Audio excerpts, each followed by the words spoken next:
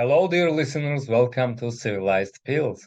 I'm your host, Jack, and in today's episode, my guest is a legendary Austrian graphic designer and conceptual typographer who influenced the world of design over several decades very strongly.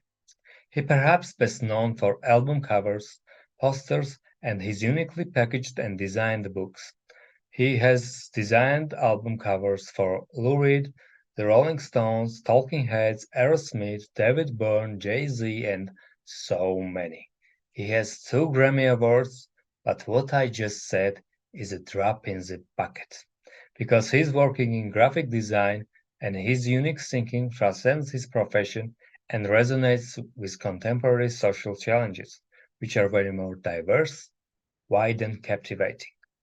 So because of this, probably the whole day will not be enough to talk about his career, authority, and the impact that he made on his profession, public consciousness, and on culture. So please welcome Stefan Sagmeister. Hello, thanks for participating in this Civilized Pills. Thank you for having me. How are you? I'm good. I'm in New York. I'm working. Things are good. I think I'm working on the kind of things that I should be working on. And so, I think that right now, my life and my work is going well. I'm very glad to hear this, and I'm a big fan of your work. And I want to start with your working culture, and now widely famous concept sabbaticals, the power of time off. In a very early interview, you mentioned that more than hundreds of people are doing this successfully. So sabbaticals is your working concept. Instead of working permanently and waiting for retirement age, you take 1 year from every 7 years for rest. And in this 1 year, you also work, but not commercially. And most important, sabbaticals improves creativity and working quality as well. So can you tell me more details about this concept? Okay. So, you just want me to talk about how they work or why I'm doing them? I'm interested in what was the main inspiration for that and how you started it, and also other people's experiences, views, and most importantly, their results. About sabbaticals. Yes. Okay, yeah. Well, I did my first sabbatical a very long time ago. I think it was in the year 2000, so almost 23 years ago, which at that time I had all sorts of fears, they're going to get forgotten, or it's going to look unprofessional and so on. And ultimately, none of these fears materialized. So I was, just assuming that's what's going to happen, but none of that none of the negative consequences I had assumed actually happened. But many positive things came out of it. Maybe the chief among them was that I could keep looking at my work as a calling rather than just as a job. And I would say, if I look back now of the work of the studio, the past 30 years or so, most of the things that I would say are dear to my heart, where I believe that this was really worthwhile doing, are connected to the sabbaticals, meaning like they came out of thinking that was done in the sabbaticals, which is astonishing because that really also means that if I wouldn't have done the sabbaticals, most of the jobs that I really think were worthwhile doing, we would not have done. So I find it incredibly helpful. And on top of it, it was very enjoyable. And so at one time, also a long time ago, I think about maybe 15 years ago, I did a talk about the sabbaticals on TED, and TED being that very large platform has, many, like that talk was seen by millions of people. And some of these people I ran into. And of course, when I run into them, I asked the first question is, so how was the sabbatical? And every single one of them seems to be unbelievably excited about that time. I mean, basically everybody had sort of moisty eyes when they talk about it. And so I think it works. It seems to be working for pretty much people in any situation, because I've talked to people who are single or married. I talk to people who are rich or poor. I talk to people who are young or old. I talk to people who have kids and family or not, who work for large companies or small companies, and it seemed to work for pretty much everybody. So I just very much recommended it to one of my nieces. I also just had a breakfast meeting with a former employee about sabbaticals, so it seems to be working. Yeah. So Sabbaticals work successfully with large companies also, yes? Yes. Yeah. I mean,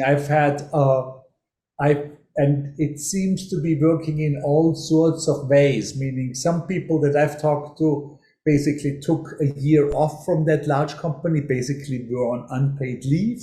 But I've also seen other people who were able to talk their company into doing it there. So yeah, I think that ultimately everybody has their own way of doing it. In my own case, I'm doing it with a real plan. So I found out that I need a list of things that I want to accomplish. And then I separate those lists into important, medium important, and not so important things. And I assign myself hourly uh, times on a schedule. And I found that 2 or 3 months into the sabbatical, I normally don't need the schedule anymore because I have so many projects going. I want to move one of the most important and interesting themes for you, and probably for every human being. I mean, happiness. Maybe this is the main subject in your working career, which is not directly related to graphic design in many people's minds, of course, because you did lectures on design and happiness interactions so many times and suggested that we can be happy by design. And after that, you made a documentary about happiness, which is named Happy Film. And I want to say this is one of the best documentaries I ever seen for various reasons. And before we go into the details of your film, I want to talk in general about this project. I know that you did incredible research before you started shooting the film and read almost everything on this subject. So my questions are, how and why did you decide to make this kind of big project about this topic? How was the process of filmmaking as a graphic designer? What's changed during the filming? What kind of feedback did you get over those years? And most importantly, how has this project improved your personal happiness? Sure. I saw the happiness subject very much like I saw other big subjects in the world. I dealt with it as a communication designer, meaning like I look at a very large, unwieldy scene that has an incredible amount of data and an unbelievable amount of approaches and try to make it communicatable.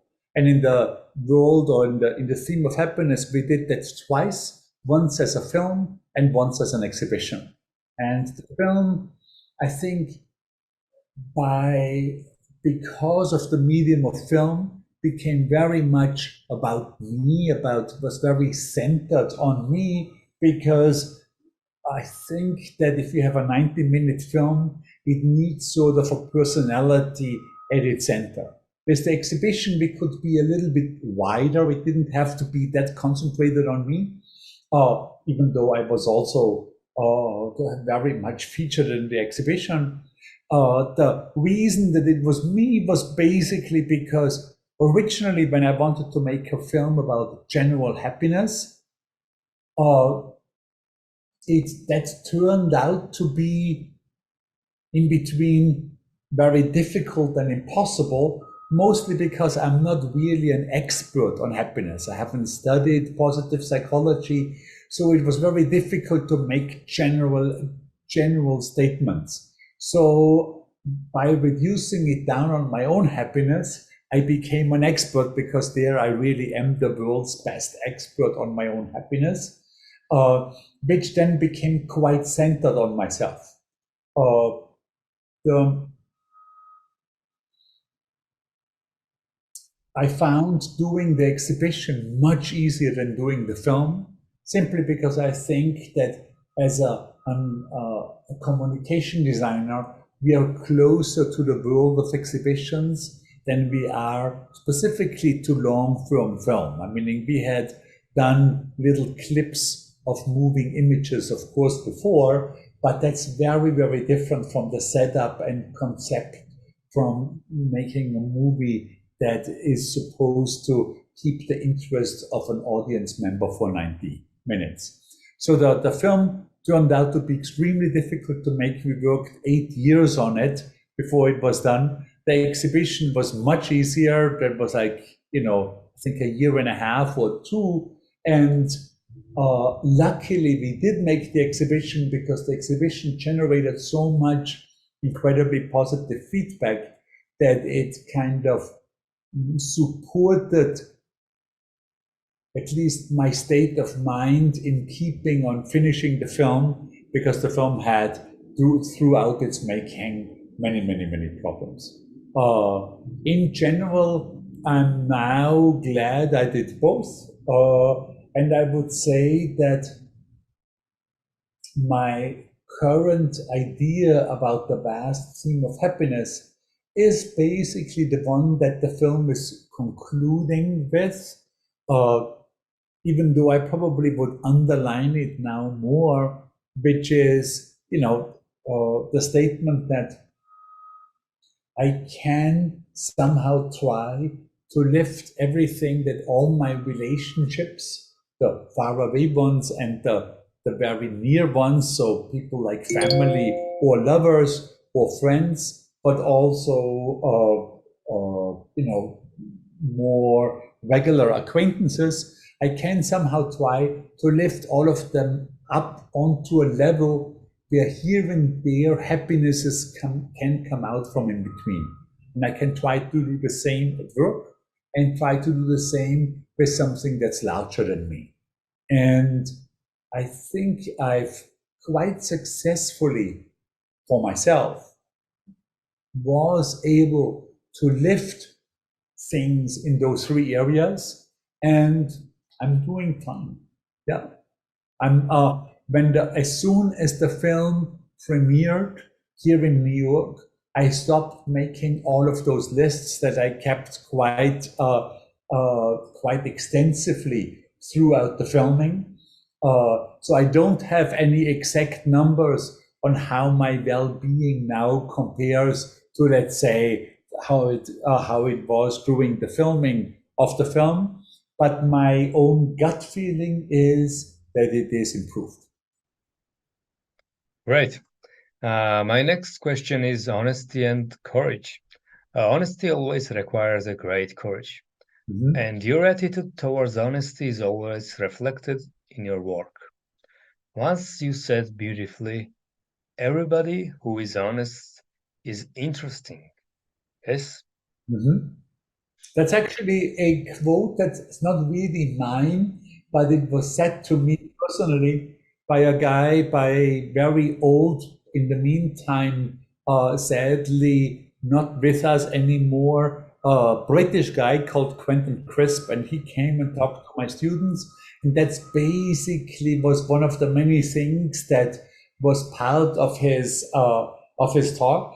And I just found it incredibly applicable for designers, because obviously, as a designer, everything that we want to do, we want it to be interesting. I mean, that's the very basic of it. I mean, that's our desire, that the things that we do are interesting to our audiences. And because ultimately we want to communicate.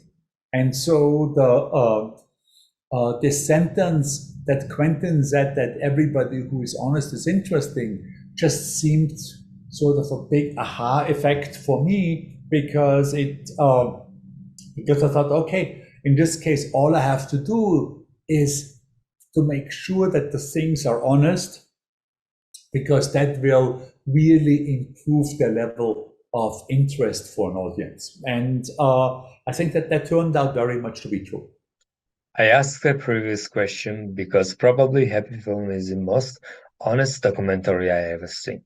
Besides it's so beautiful to watch aesthetically, it's also very emotional in many ways. It took 8 years to make this film, right? The documentary chronicles your efforts to alleviate your depression through three succeeding methods, and for this you had some kind of guidebook named Happiness Hypothesis: Finding Modern Truth in Ancient Wisdom, written by famous American social and positive psychologist Jonathan Haidt. In the film, you used three main methods from this book to achieve happiness. First was meditation, second was cognitive therapy, and third was medicine, drugs. It's a series of thought experiments, each experiment lasting 3 months. I know each one increased your overall level of happiness, but had a different effects on you. Yes. After filming, you said that if you had any type of problem in the future, you would definitely turn to cognitive therapy rather meditation or drugs. Yes, that's yeah. And basically, if friends of mine wanna change something in their lives that they're unhappy with in their lives, or or how they think about their lives, and they ask me, what do you recommend?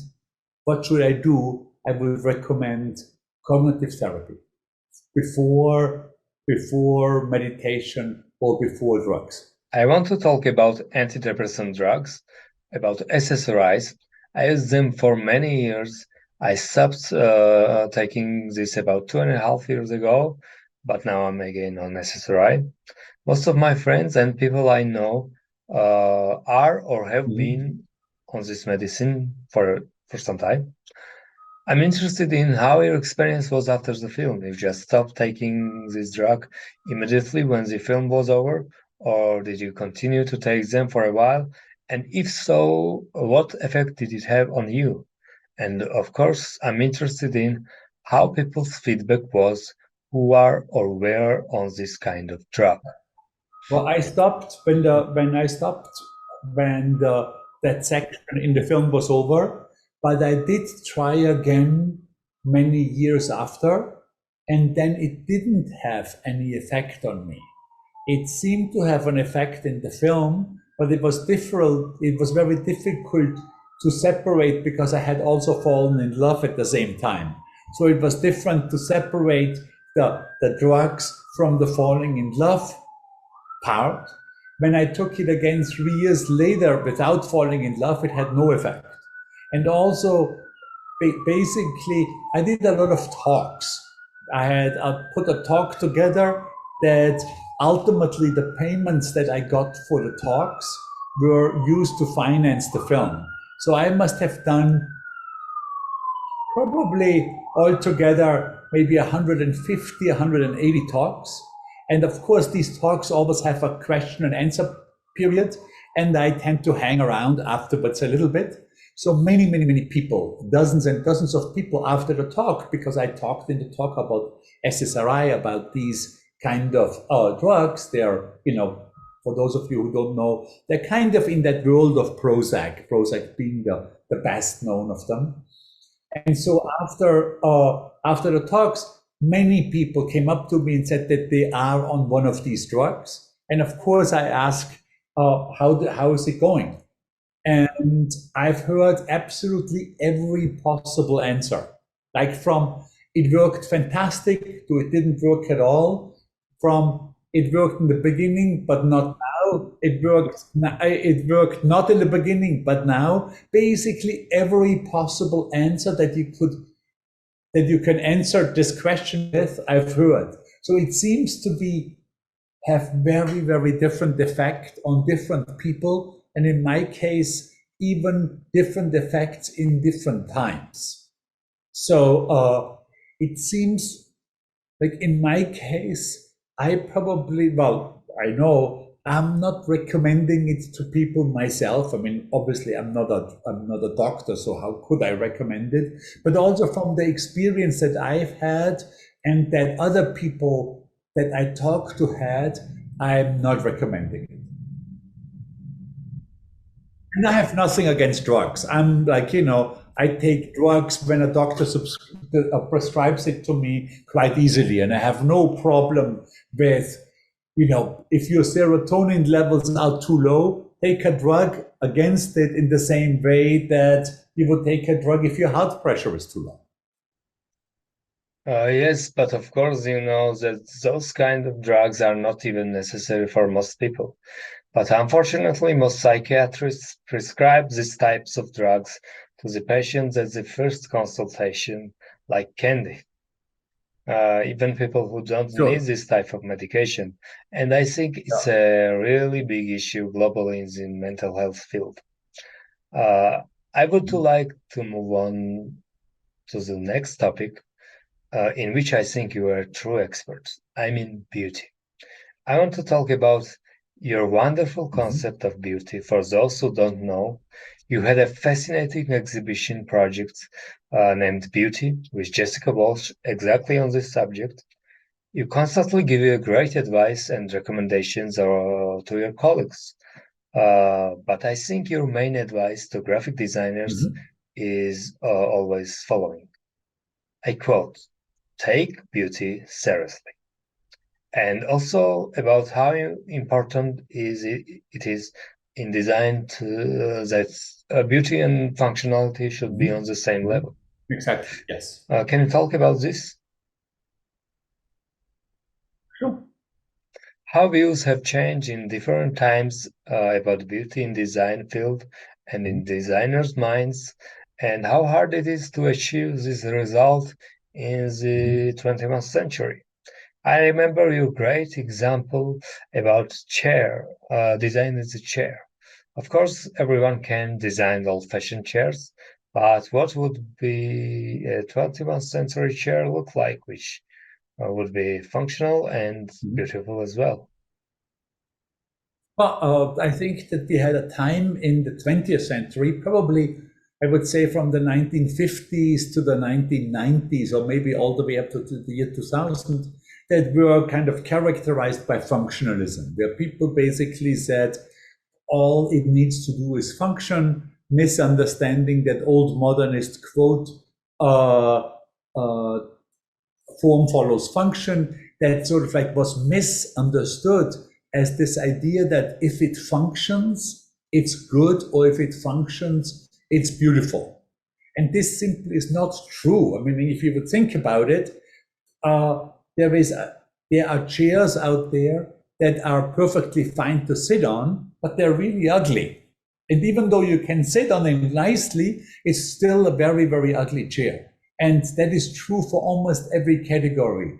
A website can function perfectly fine, but it is so ugly that you don't really want to spend time on it. We all, every one of our city in the West and in the East is normally surrounded by this kind of functioning area. The areas you have, discount furniture stores, or you have gas stations. You might have, some fast food chains that if you need a quick bite to eat or cheap furniture, you're going there.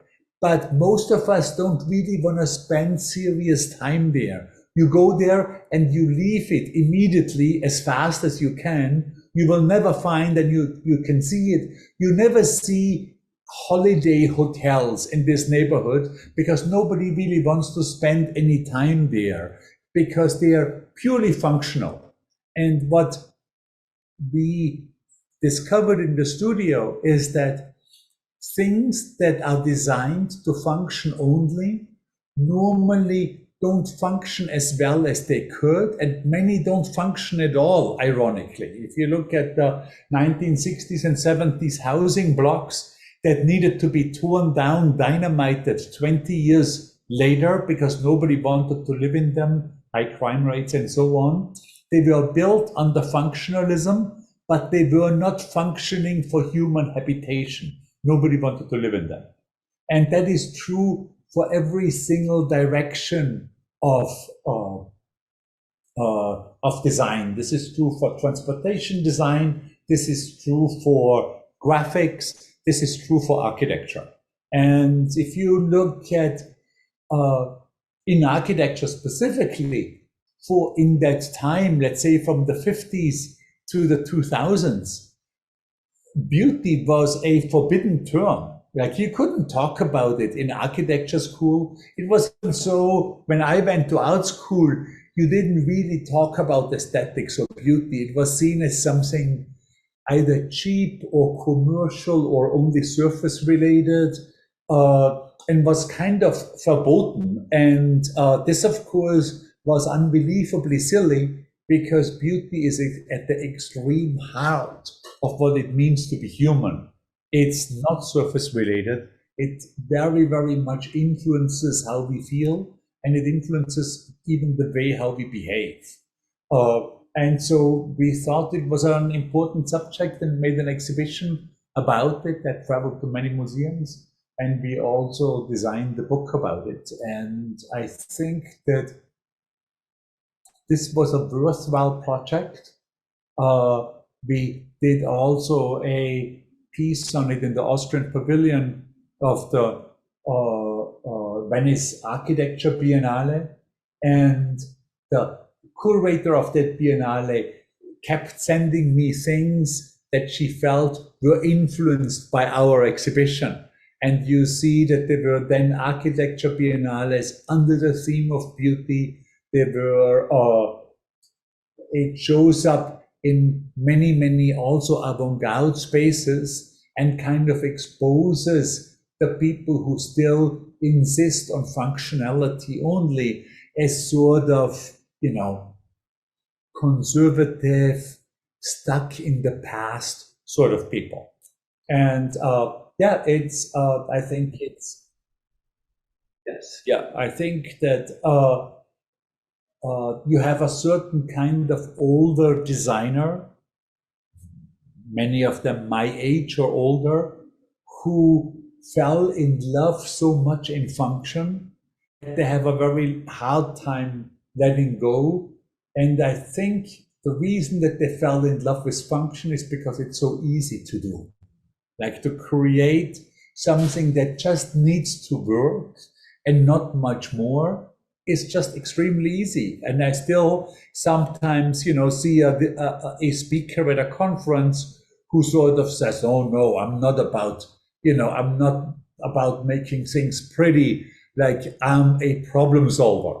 But the fact is that the problems that we have to solve are normally very, very easy. So it's some kind of modern cliché that designer is just a problem solver?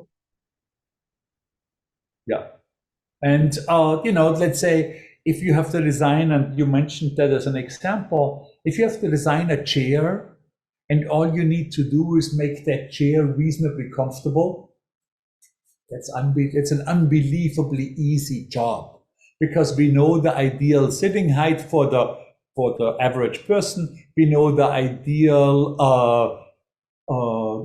angle of the backrest. And so then you can basically, I don't know, you know, just design the chair there, and you'll be able to sit on it reasonably well. I can do 50 of them in an afternoon, no problem at all.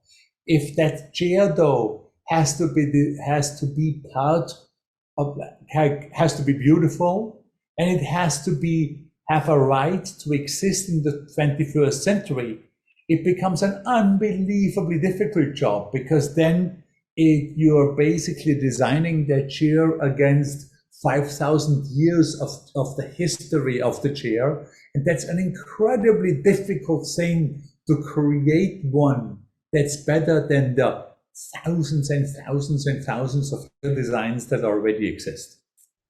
I want to talk about design as a medium between the environment and humans, and also between artists and audiences. I'm talking about design as a form of communication. In one of your speeches, you mentioned a great Japanese concept that exists in Japanese culture, which means to leave things unfinished, which is itself a form of communication with the audience. Of course, not a big emptiness in the work, not a half-complete thing, but on the contrary, a little empty space which gives the audience chance to be involved in the artist's work. We all know this kind of novels, films, music also, but it's very interesting how it functions in design. This small blank and empty space allows the viewer, sometimes the consumer, to feel and complete the artist's work with their own personal and unique imagination and experiences. And I'm also interested in what you think about mistakes in design. I mean, mistakes which are made deliberately and consciously for the same reason as the Japanese concepts. Does this kind of intended and planned mistakes make the work as beautiful and more natural as Japanese concepts of unfinished things? And have you ever used this kind of method in your work? I mean, mistakes that were made deliberately? Well, in general, I would think that as a designer, you obviously want to involve the viewer. And one very simple way to involve the viewer is to let the viewer be part of the either design or the thinking process. This can be in the very obvious ways, like we often did in our exhibition, that the viewer physically has to complete something. But this, of course, also works in the mind, so that the viewer has to complete a thought. So this can be, for example, if I give you an example from the commercial world, very early on in the very beginning of Apple Computer, they had an apple as a logo, and underneath it said Apple Computer. This was silly because it basically was a closed system. You said Apple and you showed Apple. There was nothing for the viewer to do with this. This became much more interesting once they got rid of the type Apple Computer and just had this very particular kind of apple with the bite on, where the viewer's mind had to complete, this is the apple from Apple Computer. So it's just a very, very simple item, but in general, I think it's desirable to let the viewer complete a particular design thought. And as far as mistakes is concerned,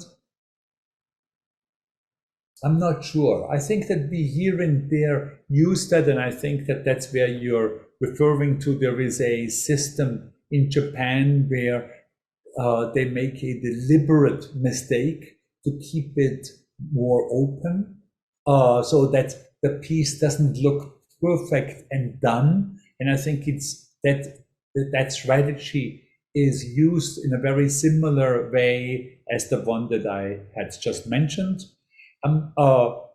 We here and there do it, but I also believe that a perfectly perfect piece can still be very communicative. So I don't think that necessarily is a must.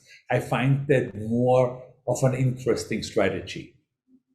I am reminded your assessment about people who think that they are storytellers. You give an example of somebody who designs the roller coasters and he referred to himself as a storyteller. And your reaction was, no, fuckhead, you're not a storyteller, you're a roller coaster designer, and that's fantastic. And more power to you. But why would you want to be a storyteller if you design roller coasters? It was quite funny. But I think facts themselves are very sad and annoying. There are so many artists, not only designers, but also from different art forms, who constantly say that they are storytellers, and most of them have no clue what they're talking about. And they are doing something strange and obscure, and they're saying that they are artists who are telling the stories. I don't know why everybody wants to be a storyteller right now. What do you think Um, about this modern trend and this kind of show of pose? I mean, a number of years ago, this became sort of a meme almost that various professions who have only some connections to storytelling called themselves storytellers. I think it was a trend in the same way that thinking out of the box was a trend, or like, there's, every couple of years there is that goes into a different direction. And most of them are just silly or are basically, terms that people use because it feels trendy or hot. I'm not married to one way or another. Yeah. There are so many cliches in design and in art in general, which have become unwritten rules. And the most popular cliche in every art form is that you need to know the rules well before you break them down. Of course, it's good if you know the rules, but it's not always It's another one. necessary, right? Yeah. And some of these cliches are sometimes true. With the storytelling, it just went very far. Where everybody who designed a couple of logos, or the roller coaster designer that you had mentioned, thought of themselves suddenly as a storyteller. They are real storyteller, obviously out there. Everybody who works in TV or film or in literature normally tell stories. If you design a logo, a story might be part of it, but it's normally an extremely simple story. So the proper description of your profession should still be you are in branding, as opposed to that you're a storyteller. But it's, I'm not married to it one way or another. Like, I think most professions have go through these fads, and um, you know, yeah, it's not something that keeps me awake at night. I want to bring up the next topic, which is about your optimism. And you have a great speech about, named Beautiful Numbers. And I agree with you and your opinions about democracy, the quality of life, and the media, which bring us the news every second, mostly negative ones, of course, and misleads our minds that makes us think that the world is completely messed up. And right now is the most dangerous and horrible times to live. Probably you have already talked about two things with your colleagues and with your friends, which is not very optimistic. First, there is still a war going on in Europe between Russia and Ukraine, which causes a feeling of hopelessness and instability in most people, especially in Georgians. And the Mhm. second one is probably the most popular theme after the war. I mean AI. Everybody is talking about AI, and there's a very dystopian visions by great thinkers also. As I think it's a very dangerous. So, what do you think about this topic in general, and also graphic Mhm. design relation on this kind of modern technological revolution? Well, on the first part of the question, uh, yes, we are working on this since a long time now, on this whole theme of beautiful numbers. We're actually opening an exhibition in this Friday, this week in New York, with in this direction. And the overall idea of this work is that if you look at the world from a short-term perspective, almost everything looks bad.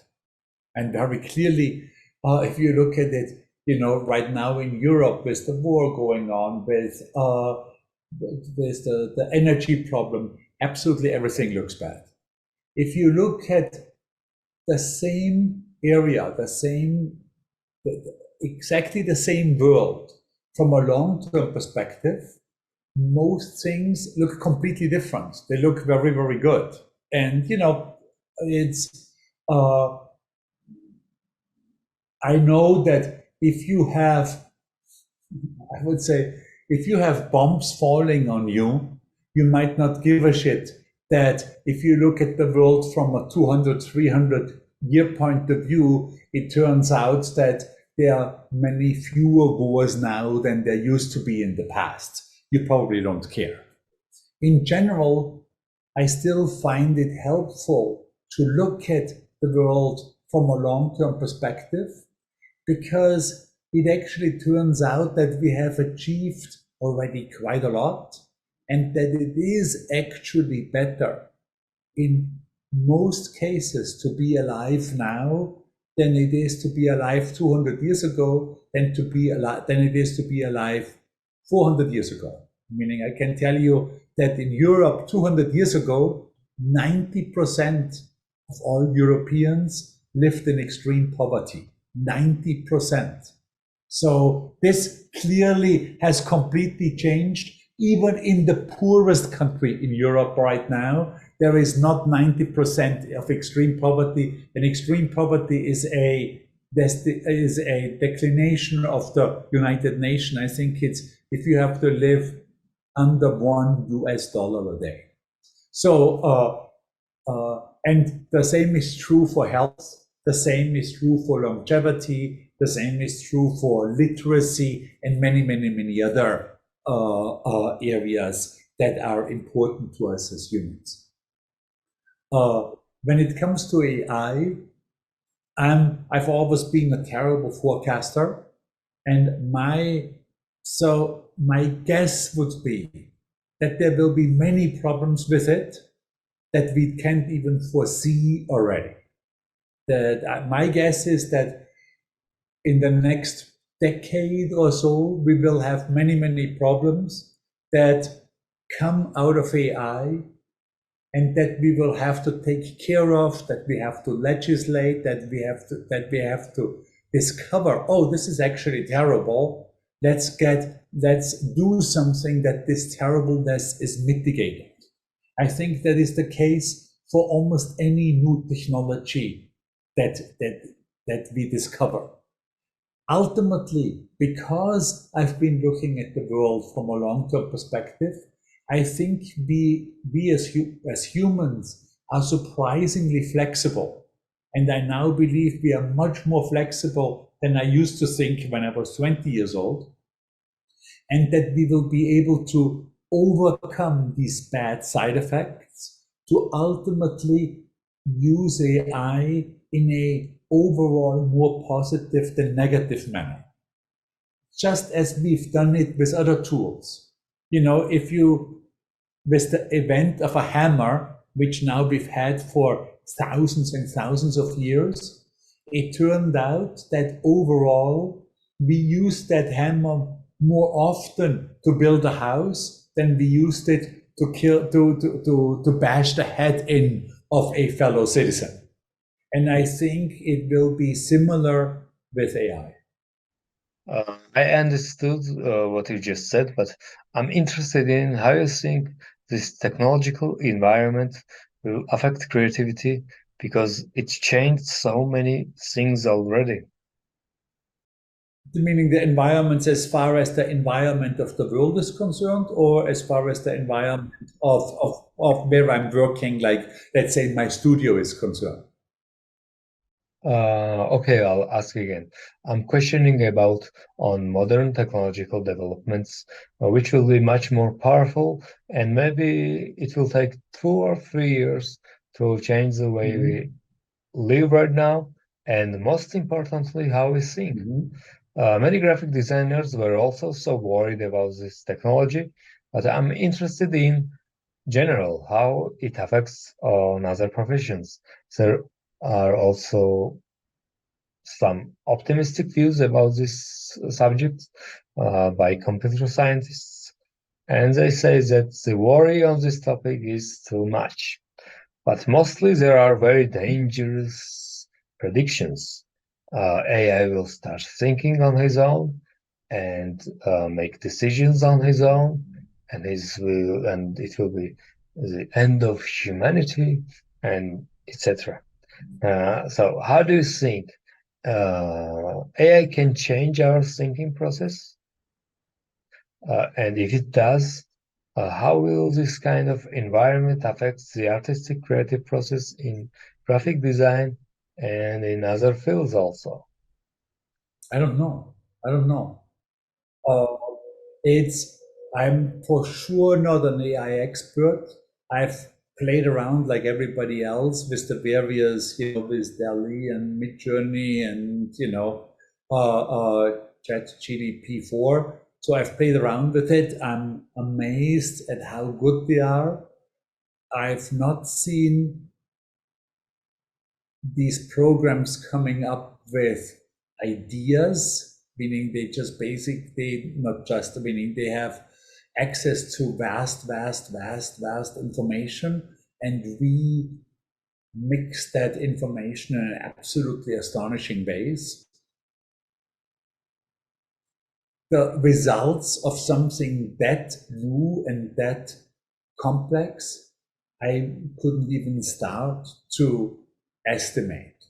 I know that there are the first negative things happening, meaning not just that they hallucinate and sometimes give you the wrong answer, but meaning a friend of mine just sent me a website where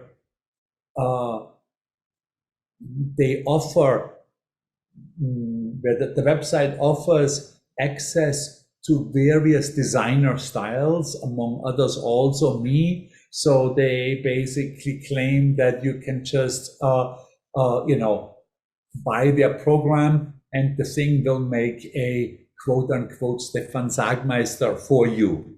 The examples that they showed of what the software can do and how Stefan Sagmeister looks like didn't seem very convincing to me, but it might be, I don't know, good enough for some, who knows. There is definitely an issue of copyright there. There's all sorts of problems that will come up. I would hope that ultimately we'll be able to deal with these problems.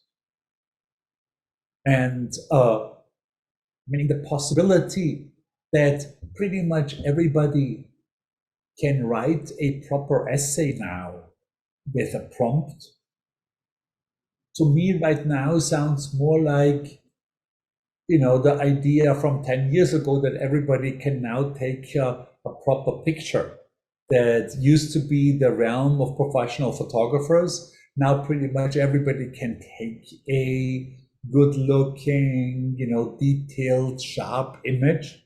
And so this will definitely become, it will create vast changes. It will create vast changes in design, for sure, for lawyers, for sure, for doctors, without any doubt. Meaning, I've always, by and large, welcomed change. It's interesting. It would be so boring in this world if there wouldn't be any change. So, but of course, change comes with trouble. And this one, considering its incredible power, will definitely make a lot of trouble, no doubt about it. I've seen, but haven't really gotten deep into it, some very smart people raising quite some alarm bells. I've also seen some very smart people thinking that they're wrong. I have no opinion on it because I'm not invested in it closely enough to predict anything, really. Okay, I understand. It's clear. Then what do you think is the main issue and challenge globally for civilization nowadays? So, well, AJ, after this, I will have to run because I have the next thing coming up. That's okay. I think that the issue right now to solve is global warming, from my point of view. That's really the biggie. Luckily, there are incredible incentives. There is, I think, anybody who makes meaningful change towards solving that gigantic problem. So even there, I'm reluctantly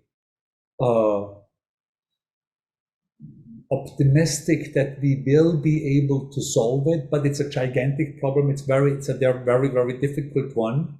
And we'll have to get there. I mean, we will have to be able to keep the warming lower than 2 degrees. And all of our help to be able to achieve that. I know that you have no time, so thank you for being my guest again. Well, it was a pleasure talking to you. Thank you. I know you're very busy, and I'm very glad that you found the time for our conversation. I really appreciate this. Wish you all the best in your current and future work and in your personal life. Have a wonderful rest of the day and evening. Thank you. Goodbye. Thanks a lot.